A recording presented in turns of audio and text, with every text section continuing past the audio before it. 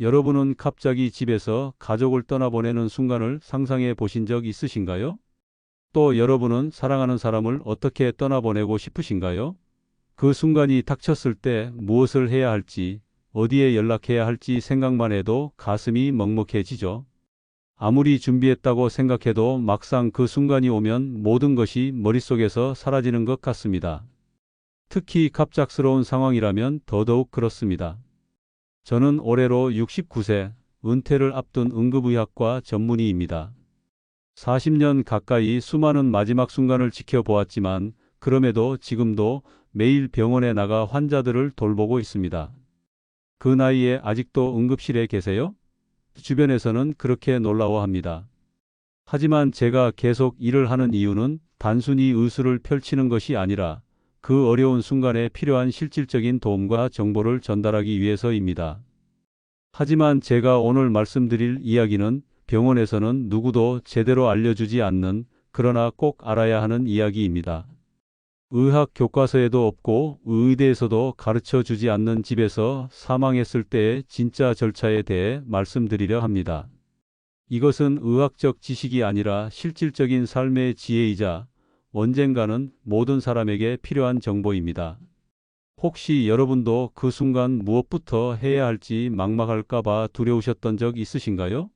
어떤 서류가 필요한지, 누구에게 연락해야 하는지, 법적으로 문제가 없으려면 어떤 순서를 따라야 하는지, 이런 궁금증들이 마음 한구석에 자리 잡고 있지 않으신가요? 오늘은 그 두려움을 조금이나마 덜어드리고 싶습니다. 제 경험과 전문 지식을 바탕으로 여러분이 그 어려운 순간에 조금이라도 덜 당황하실 수 있도록 실질적인 조언을 드리겠습니다. 젊은 시절 저는 가족 중 한 분을 갑자기 집에서 떠나보낸 적이 있습니다. 그때 저는 의사였지만 막상 그 순간이 닥치자 119에 전화하는 것조차 두려웠습니다. 손이 떨려 전화기를 제대로 잡을 수조차 없었어요. 의학적 지식은 있었지만 정작 필요한 것은 그 다음에 해야 할 일에 대한 지식이었습니다. 병원에서는 생명을 살리는 방법은 배웠지만 죽음 이후에 필요한 절차는 아무도 가르쳐 주지 않았기 때문입니다. 모든 의사가 그렇듯 저도 살리는 법만 배웠지 보내드리는 법은 배우지 못했습니다. 심폐소생술은 수백 번 연습했어도 사망 이후의 행정 절차는 단 한 번도 배우지 못했던 것이죠. 누가 무엇을 언제 어떻게 해야 하는지, 혼란 속에서 길을 잃었던 그 경험은 아직도 잊을 수 없습니다. 홀로 남겨진 듯한 그 막막함, 서류 한 장의 중요성도 모른 채 우왕좌왕했던 그 시간들이 지금도 가슴 한편에 남아 있습니다. 사랑하는 사람을 보내는 순간에도 행정적인 절차에 얽매이며 제대로 된 작별 인사조차 하지 못했던 그 후회가 지금도 저를 아프게 합니다. 당시 저는 사망 확인서가 필요한지도 그것을 누구에게 받아야 하는지도 몰랐습니다. 장례식장에 어떻게 연락해야 하는지, 어떤 순서로 진행해야 하는지도 알지 못했습니다. 의사였던 제가 이 정도였으니 의학 지식이 없는 일반 분들은 얼마나 더 혼란스러울까요? 혹시 여러분은 그런 순간이 닥친다면 어디서부터 손을 쓰시겠습니까? 생각만 해도 답답하고 두렵지 않으신가요? 아마도 대부분의 분들이 저와 같은 혼란을 겪으실 거라고 생각합니다. 하지만 미리 알고 준비한다면 그 어려운 순간에도 조금은 덜 당황하실 수 있을 거예요. 그날 이후 저는 다짐했습니다. 언젠가 이 진짜 이야기를 꼭 전해야겠다. 의사로서, 그리고 한 번의 경험을 겪은 사람으로서 말입니다. 그 후로 응급실에서 환자를 돌보면서도 항상 마음 한편에는 이런 생각이 자리 잡고 있었습니다. 어떻게 하면 이런 정보를 더 많은 사람들에게 알릴 수 있을까? 가르쳐 주지 않는다고 해도 우리는 알아야 했습니다. 사랑하는 사람을 존엄하게 보내드리기 위해, 남은 가족들이 후회하지 않기 위해서 말입니다. 그래서 수년간 저는 응급실에서 만난 가족들에게 조용히 이런 정보를 전달해 왔습니다. 공식적인 교육에서는 다루지 않지만 실제로 가장 필요한 이 지식들을 말이죠. 응급실에서 환자를 떠나보낸 가족들이 이제 어떻게 해야 하나요? 라고 물을 때마다 저는 최대한 자세히 설명해 드렸습니다. 절차를 알려드리고 필요한 서류를 안내하고 다음 단계를 조언해 드렸죠. 그때마다 안도의 한숨을 내쉬는 가족들을 보며 이 정보가 얼마나 소중한지 다시 한번 깨달았습니다. 오늘 이 자리에서 그동안 병원에서도 강의에서도 쉽게 꺼내지 않았던 이야기를 처음으로 꺼내려 합니다. 의학적 지식보다 더 실용적이고 어쩌면 더 중요할 수 있는 이 정보를 여러분과 나누고 싶습니다. 이것은 단순한 지식 전달이 아닌 제 인생의 경험에서 우러나온 진심 어린 조언입니다. 이 이야기는 끝까지 들어야 전체 흐름을 알 수 있습니다. 지금 이 순간 구독과 좋아요로 함께 해주시면 힘이 됩니다. 여러분의 작은 응원이 이런 소중한 정보가 더 많은 분들에게 전달되는데 큰 도움이 됩니다. 함께 준비해 봅시다. 그 어려운 순간에 조금이라도 덜 당황하실 수 있도록 말입니다. 첫 번째, 돌아가셔도 반드시 119에 신고해야 합니다. 이것은 가장 기본적이면서도 많은 분들이 놓치는 중요한 부분입니다. 집에서 사망하셨다고 해서 바로 장례식장에 연락하면 안 됩니다. 법적으로도 절차상으로도 문제가 생길 수 있어요. 왜 119에 신고해야 할까요? 집에서의 사망은 병원 외 사망으로 분류되어 법적으로 확인 절차가 필요합니다. 119 구급대가 출동해서 법적 사망 확인을 해야 하는 것이죠. 이 단계를 건너뛰면 나중에 사망진단서 발급이 어려워지고 심지어 법적 문제로 이어질 수도 있습니다. 제가 응급실에서 만났던 김용호 씨의 경우 어머니가 집에서 돌아가셨을 때 바로 장례식장에 연락했다가 큰 문제가 생겼습니다. 사망진단서를 받지 못해 장례를 치르지 못하고 결국 경찰 조사까지 받게 되었죠. 그저 절차를 몰랐을 뿐인데 큰 고통을 겪으셨습니다. 또 얼마 전에는 최정현 씨의 사례도 있었습니다.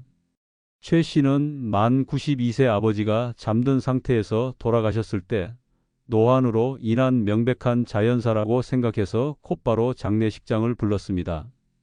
하지만 장례식장에서는 사망진단서가 없다며 모시기를 거부했고 그 후 절차가 꼬이면서 3일이나 장례를 치르지 못하는 상황이 벌어졌죠. 나중에 알고 보니 119를 통한 공식 사망 확인이 필수적이었던 것입니다. 119에 신고할 때는 최대한 침착하게 주소와 상황을 전달하세요. 집에서 가족이 의식이 없고 호흡이 없는 것 같습니다 라고 명확하게 말씀하시면 됩니다. 구급대원들이 도착하면 평소 앓고 있던 질환이나 복용 중이던 약에 대해 알려주세요.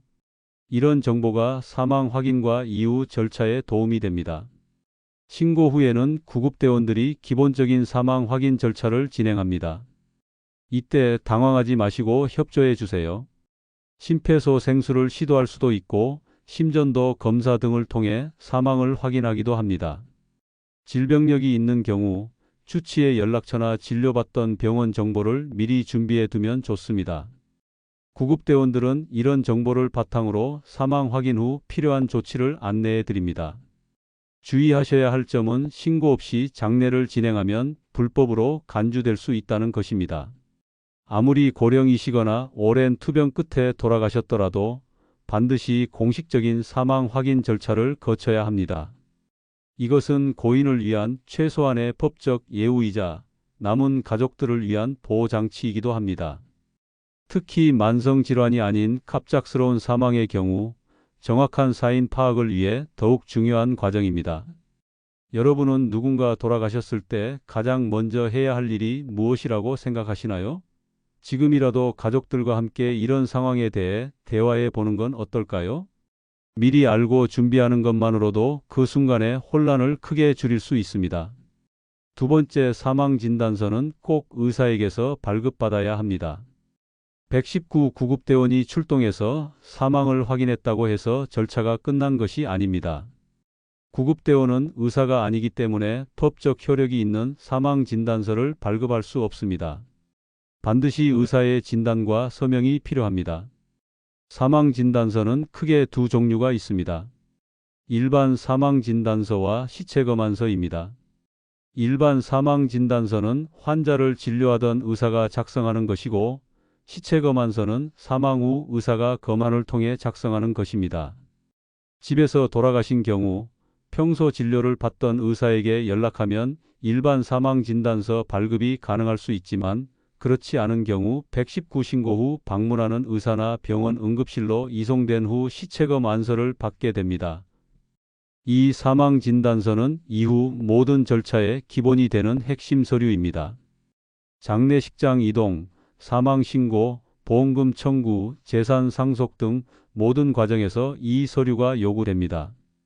그만큼 중요한 서류이니 발급 과정에서 실수가 없도록 주의해야 합니다. 진단서에는 사망 원인, 사망 일시, 사망 장소 등이 정확히 기재되어야 합니다. 제 동료 의사의 환자였던 박명자 씨는 남편이 집에서 갑자기 돌아가셨을 때 평소 다니던 병원 기록이 없어서 사망진단서 발급에 큰 어려움을 겪었습니다. 결국 경찰 조사를 받고 부검까지 이어졌죠. 만약 평소 주치의가 있었고 정기적으로 진료를 받았다면 이런 상황은 피할 수 있었을 겁니다. 또한 이종학 씨의 경우는 어머니가 돌아가신 후 동네 한의원에서 치료받았다는 이유로 그곳에 사망진단서를 요청했다가 거절당했습니다. 한의사는 특정 상황에서만 사망진단서를 발급할 수 있기 때문이죠. 결국 큰 병원 응급실로 가서 검안 후 시체 검안서를 발급받는 과정에서 하루를 더 소비하게 되었습니다. 실천 팁으로는 가족 중 만성 질환이 있으신 분들은 반드시 주치의와 연락 가능한 상태를 유지하세요. 주치의의 연락처를 휴대폰에 저장해 두고 정기적인 진료 기록을 남겨두는 것이 좋습니다. 집에서 돌아가신 경우 평소 다니던 병원의 의사에게 연락해서 상황을 설명하고 사망진단서 발급이 가능한지 문의해 보세요. 만약 평소 다니던 병원이 없었다면 119를 통해 의사의 검안을 받을 수 있도록 조치하세요. 특히 주의해야 할 점은 진단서 없이 장례식장으로 이동하는 것은 절대 금물입니다. 일부 장례식장에서는 사망진단서 없이도 고인을 모시겠다고 하는 경우가 있지만 이는 불법입니다. 나중에 더 큰 문제가 생길 수 있으니 반드시 공식 절차를 따르세요. 또한 사망진단서 원본은 여러 부가 필요하니 발급 시 최소 5에서 10부 정도 요청하시는 것이 좋습니다. 보험, 연금, 재산 처리 등 다양한 곳에서 원본을 요구하기 때문입니다. 혹시 우리 가족 주치의 연락처를 바로 찾을 수 있으신가요? 지금 당장 확인해 보세요. 없다면 오늘부터 가족 구성원들의 주치의 정보를 정리해 두는 것은 어떨까요? 작은 준비가 큰 차이를 만들 수 있습니다. 세 번째, 장례식장 선정은 시간과 거리를 최우선으로 하세요. 많은 분들이 장례식장을 고를 때 가격이나 규모 또는 주변의 평판을 먼저 생각합니다. 물론 이런 요소들도 중요하지만 가장 먼저 고려해야 할 것은 시간과 거리입니다. 왜 그럴까요? 사망 후 시간이 지날수록 고인의 상태는 변화합니다. 특히 여름철이나 난방이 강한 겨울철에는 그 변화 속도가 더 빠릅니다. 고인을 최대한 존엄하게 모시기 위해서는 신속한 이동이 필수적입니다. 또한 사망 확인 후 장례식장까지의 거리가 멀면 이동 과정에서 예상치 못한 문제가 생길 수 있습니다. 저는 응급실에서 근무하며 이송시간 지연으로 고인의 상태가 악화된 경우를 많이 봤습니다. 이동 거리가 멀어서 2시간 이상 걸린 경우 도착했을 때 이미 시신의 상태가 좋지 않아 가족들이 더 큰 슬픔을 겪는 것을 여러 번 목격했습니다. 이런 아픔은 사전에 조금만 신경 쓰면 피할 수 있는 것이었죠. 한 예로 지난해 여름 제가 만났던 서진우 씨는 어머니가 돌아가신 후 고향 마을의 장례식장으로 모시기 위해 3시간 넘게 이동했습니다. 하지만 도착했을 때 이미 시신의 상태가 많이 변화해서 가족들이 큰 충격을 받았습니다. 특히 여름철이라 상태 변화가 더 빨랐던 것이죠. 후회와 슬픔이 배가 되었다고 합니다. 또한 장례식장을 선택할 때는 시설의 냉장 보관 능력도 중요한 요소입니다. 모든 장례식장이 동일한 수준의 시설을 갖추고 있는 것은 아닙니다. 특히 소규모 장례식장은 냉장 시설이 부족하거나 노후된 경우가 있어서 고인을 모시는 데 있어 어려움이 생길 수 있습니다. 가능하다면 대형 병원 내 장례식장이나 현대적 시설을 갖춘 곳을 선택하는 것이 안전합니다. 실천 팁으로는 가족이 거주하는 곳에서 가까운 장례식장 2곳 정도를 미리 알아두는 것이 좋습니다. 연락처, 위치, 기본 가격대 정도만 메모해 두어도 큰 도움이 됩니다. 또한 혹시 종교적 특성이 있다면 그에 맞는 장례식장인지도 미리 확인해 두세요. 장례 비용은 지역과 시설에 따라 크게 차이가 나므로 대략적인 비용 범위도 파악해 두면 좋습니다.